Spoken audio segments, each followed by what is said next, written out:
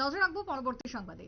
সাম্প্রতিক বন্যায় ক্ষতিগ্রস্ত কৃষকদের বিভিন্ন চারার বীজ এবং তার সাথে ধানের চারা বিতরণ করা হলো। বিভিন্ন বীজ সহ ধানের চারা বিতরণ আজ মঙ্গলবার সুরমা বিধানসভা কেন্দ্রের মরাছড়া কমিউনিটি হলে এক অনুষ্ঠানের মধ্য দিয়ে বিতরণ করা হয় এই সমস্ত উন্নত মানের ধানের চারা এবং তার সাথে বীজ। ধলাই কৃষি বিজ্ঞান কেন্দ্র আজকে এই অনুষ্ঠানের আয়োজক এবং তারাই বিতরণ করেছেন। যারা কৃষকরা রয়েছেন তাদের হাতে তুলে দেওয়া হয়েছে উন্নত প্রজাতির চারা। প্রায় 150 জন কৃষকের হাতে চারা বিতরণ। কি বক্তব্য উঠে আসছে ধলাইয়ের বিশেষ করে সুরমা বিধানসভার বিধায়িকা স্বপ্না দাসপাল, তিনি কি জানাচ্ছেন এবং আধিকারিকদের কি বক্তব্য শুনুন।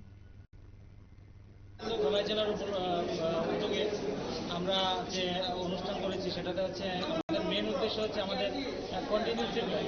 আর আমরা যদি কোনো কারণে প্রাকৃতিক দুর্যোগে যদি কৃষক ভাইরা ক্ষতিগ্রস্ত হয় তাহলে আমরা কীভাবে ওনাদেরকে মানে অল্টারনেটিভ ওয়েতে আমরা হেল্প করতে পারি সেই উদ্দেশ্য রেখে আজকে আমরা এখানে মরাছড়া টাউন হলে আমাদের সুরমা কনস্টিটিউয়েন্সির কৃষক ভাই বোনদের নিয়ে আজকে অনুষ্ঠান করেছি এবং ওনাদেরকে যারা ক্ষতিগ্রস্ত হয়েছেন ওনাদেরকে ধানের স্বল্প সময়ে যে ধান আছে সেই ধানের বীজ চারা আমরা প্রদান করেছি এবং আমরা উচ্চ ফলনশীল যে সবজি আছে সবজিগুলো আমরা আমাদের নতুন দিল্লি থেকে আমরা ভারতীয় কৃষি উন্নত সংস্থার যে বিভিন্ন ধরনের ভ্যারাইটি আছে এবং ভ্যারাইটি এগুলো আমরা কৃষকদের আজকে দিয়েছি যাতে ওনারা এখনই ওনারা চাষ করে ওখান থেকে ফসল উৎপাদন করতে পারেন।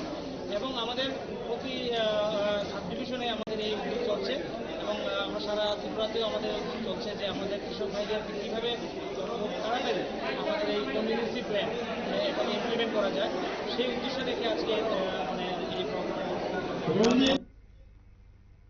আপনারা শুনলেন যে বক্তব্য উঠে এসেছে কার্যতপক্ষে আজকের এই চারা বিতরণকে কেন্দ্র করে অনেকেই আগামী দিনে যাতে ঘুরে দাঁড়াতে পারেন যারা ক্ষতিগ্রস্ত হয়েছেন সেই দাবি উঠে আসছে আজকে সুরমা থেকে। ছোট্ট বিরতির পর ফিরবো, সঙ্গে থাকুন।